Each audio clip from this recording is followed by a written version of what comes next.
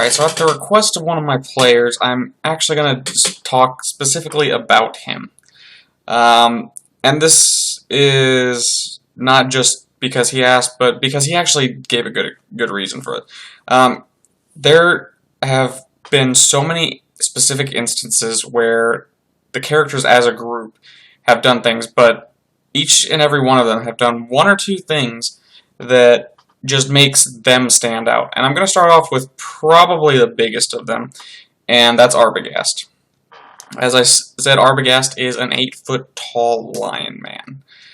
8-foot tall, 500 pounds. This guy's massive.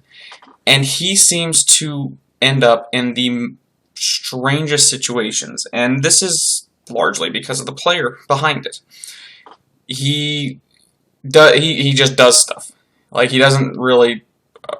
he probably does calculate it, and he has talked before and is like, okay, I'm not going to do that because that would get me killed.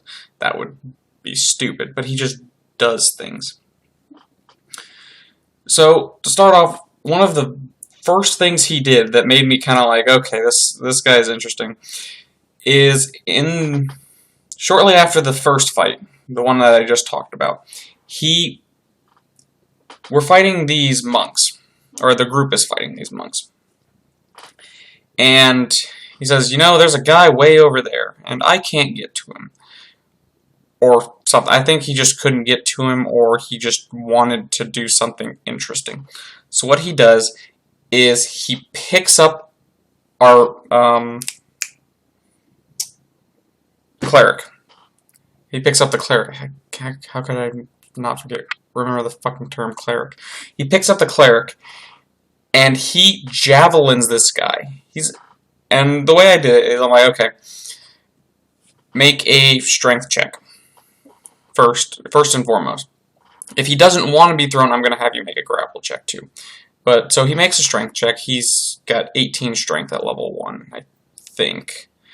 And so he picks the guy up and he hurls him across the room. He makes a strength check. He makes the attack roll, which I even put at a slight penalty, I think. And so he hurls our cleric across the room and kills a guy with him. He then proceeds to do this through multiple dungeons. I think we cut a guy in half because they crit on the roll, and then he picked up one half, chucked it at his friend, picked up the other half, chucked it at his other friend. So this guy's just throwing random shit and random people at other people. He beat a motherfucker with a motherfucker, and then beat another motherfucker with the other half of the motherfucker. So there's that. That was going on with him. But that's not even close to the most interesting stuff this guy would do. The biggest... the first time I actually had a problem, and it's not much of a problem. It's largely, I probably shouldn't have done this in the first place. I shouldn't have given him this. But in the situation, it just kind of fit. So the story goes, they are fighting, they're fighting this cult of Nihilus. And this eventually leads them to the city of Valcrest. The entire world is my creation. But they go to the city of Valcrest, which they had come across a map in one of the cult headquarters, and it basically said, okay, these are places where we have people, or something. And they go to this city, and they very quickly learn that... They very quickly learn that the king has died, and been replaced by his son. What they also quickly learn is that the son is a follower of Nihilus, or he has basically been bought out by the cult. So he's kind of being a dick, and what Arbogast had done, Arbogast had started a franchise of bars. So he comes into Valcrest, and he goes up to the bartender, and he says, I'd like to buy the bar. And he's like, That's not really my job. And he's like, no, I'll give you 20 gold for the bar. And he just looks at the gold. And I don't remember if I had him do a roll or what. But basically what I said is the bartender looks at the gold, looks at you, says, I'm not paid enough to deal with this, and takes the gold and walks out. So he believes he owns the bar.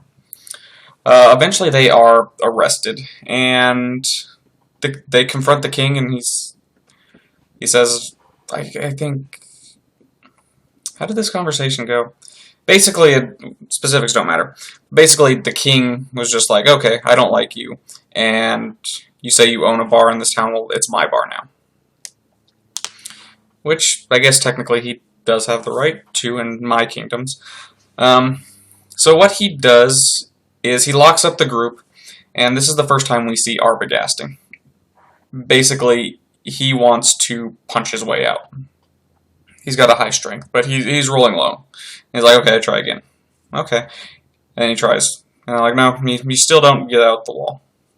You still don't get out through the wall. So then he just starts clicking on or he just starts hitting the roll again. The way we play is we play on roll 20, so there's no actual dice.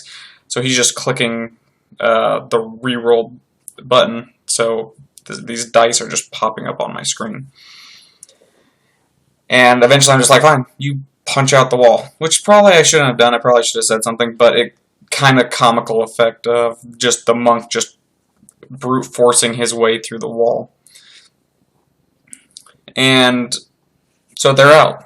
They're free to go. And I tell them, you guys make your way out. You can do whatever you want. However, you have no stuff. They turn right back around, and they go clear out this dungeon, effectively naked. I think I said that they had rags, and the paladin threw away the rags because they weren't befitting enough for him. So now there's a paladin and a paladin running around naked, which is kind of humorous in its own right. Sorry.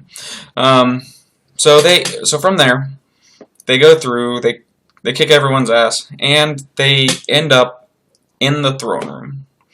This is only a few hours later. The king is there. He's got, I think he had 20 guards. Because originally he had 40 guards, but half of them fucked off somewhere else. So a fight ensues.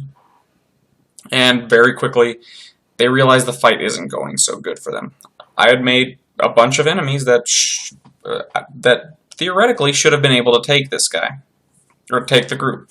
Especially if they're naked.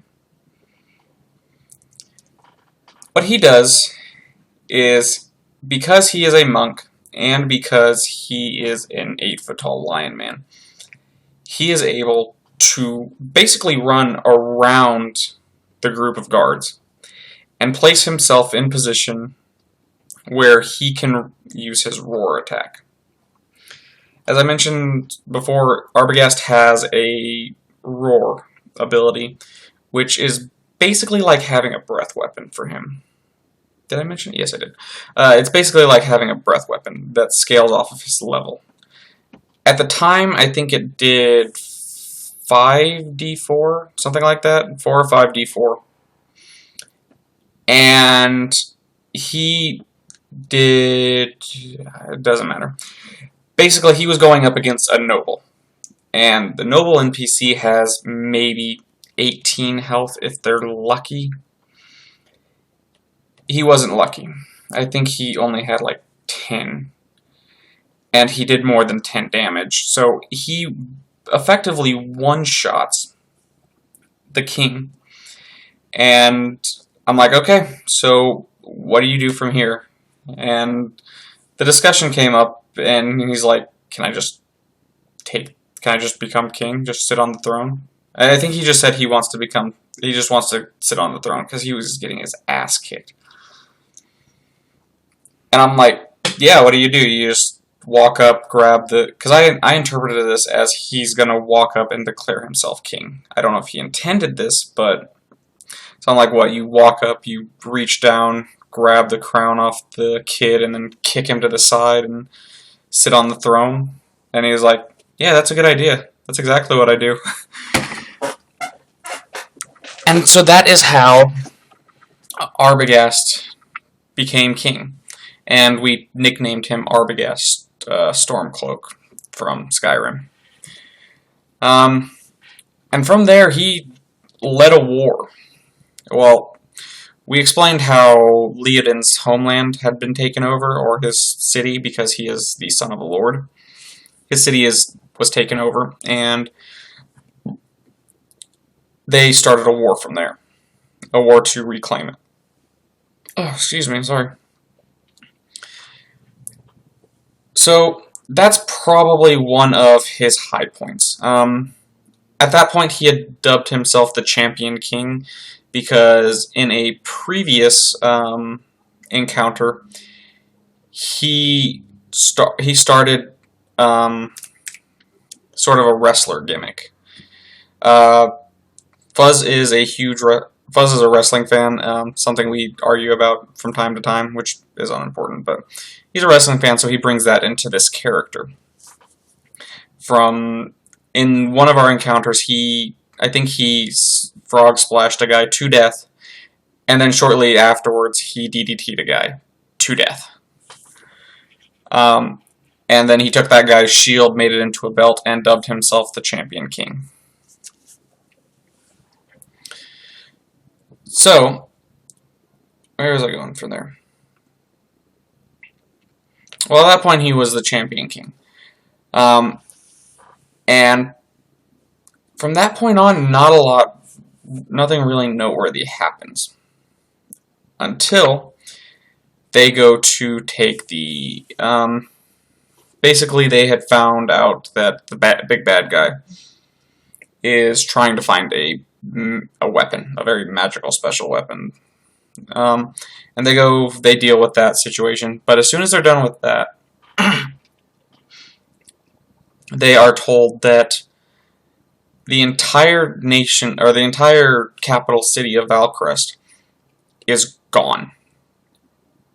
They're like, how is this possible? We don't know. Just the city was burned to the ground. The castle is still there, but the rest of the city is burnt to the ground, and millions, or not millions, but most of the population was murdered before or during this. And as this is his kingdom, he really wants to deal with this. So he goes and they deal with this, or they go to deal with this. But first they make a stop somewhere else. And this is probably one of the biggest failures, or not big, the biggest fail moment of his career, possibly, outside of him losing a arm wrestling match to Luna. Just to remind people, Luna is the 5'1" scion who beat the 8-foot tall monk in an arm wrestling match. It was basically just opposed strength checks, and she won. He denies it to this day. But basically, they go to another town within Valcrest, and then half the group decides, we're going to take a boat. Which is fine, nothing wrong with taking a boat. I don't like throwing stuff at them when they're on the boat too often. So they go upriver, and they get there eventually. But he just decides, I'm going to walk with my army. So he walks up there, and they get there sooner because going upriver is a little bit slower. Or at least that's the way I explain it. That's my justification. So he gets there alone with his army, and his army sits out in the courtyard while he walks into the castle, which is the only remaining structure in the town. He walks in there, and sitting on his throne is Vex, who is the big bad guy. And this I will go into detail with later. But Vex is sitting there on his throne, and they talk, they have argument, and he's just basically, just leave, please. I really don't want to deal with you right now. And he says, no, you leave. It's my castle, my throne. I just want to sit down. And he stands up and he uses his abilities to fling Arbogast out the door and halfway down the stairs. At which point he comes to the door and basically a bit of a stare down situation is supposed to occur, kind of. And Arbogast is on the bottom of the stairs, halfway down the stairs. Vex is up in the doorway, and Arbogast decides that he's just going to walk past the guy and go sit on his chair. Big mistake. And bad luck. Because what I had happen is Vex attacks him from behind. So I roll my first die. 20. Like, okay, he crits you. It's like, oh, he immediately knows, oh, this isn't gonna go good. Then I roll to confirm. It's another 20. We use the way we do the rules is if you crit, you do max damage, or if you roll a 20, you do max damage. If you confirm it, you roll the die twice. If you double crit, you do the maximum possible damage you can do, which in Vex's case was 53, I think, or something like that, when Arbogast had 54 health. Actually, no, he didn't. He had 43 or something. Like, he had 1 point away from dying, which he used. He needed that 1 point. And there is the massive damage rule, but in this situation, I wasn't just going to kill him off. So now Arbogast is next to dead, and Vex just kicks his body down and says, take him back. Take him home. Or whatever. So he takes him. So the soldiers take him back. They stabilize him. He lives to fight another day. Which they go back. They try to fight him again, and they end up being knocked out and sold into slavery. This is where Arbogast meets his currently wife. Arbogast's character Fuzz's character Arbogast has 3 charisma. Basically, while he was in the pits, which is where they were sold into slavery, he was recovering in the medical bay because he recently had a hole put through his chest. He had a talk with Nihilus, by the way, which converted him. He is now a follower of Nihilus. However, he is different from the cult. They don't exactly have the same views. But it's like, hey, I talked to a god. I'm probably going to follow that god, especially when yours hasn't talked to me. So he's recovering in the medical bay. And the paladin is doing his thing. He does this every once in a while where he will roll to flirt with people. He has a 18 to 22 charisma depending on what he has on. So he's usually pretty good at it. Well, he's good at anything that requires charisma except for flirting. He always rolls low on this, which is pretty humorous sometimes. And Arbogast is like, you know what? I'm going to do that. I'm going to try that too. So he rolls, and he does a nat 20. Now, according to the rules, this kind of thing you aren't supposed to be able to crit. It's also something that's not in the rules. But he crits it, and I'm like, you know what? That nurse over there that you wink at, she is just into you. And they go off, they do the thing, and then she basically is following the group around to this day. I think in a few sessions ago they got married, like officially, and that's about it. Those are the high points of Arbogast. He did win a tournament to make him the double champion, which was strangely against his father. He didn't know at the time, and he's still not 100% sure, but that's where the story's going from here. He's going to go to the monastery that raised him to learn more about his past, as well as just see the monastery. So that is the highs and lows of Arbogast's career. I'm probably gonna say a little bit about the other characters, but he's probably the most noteworthy of them. So yeah. Until next time, guys. Go play a good game. Game on.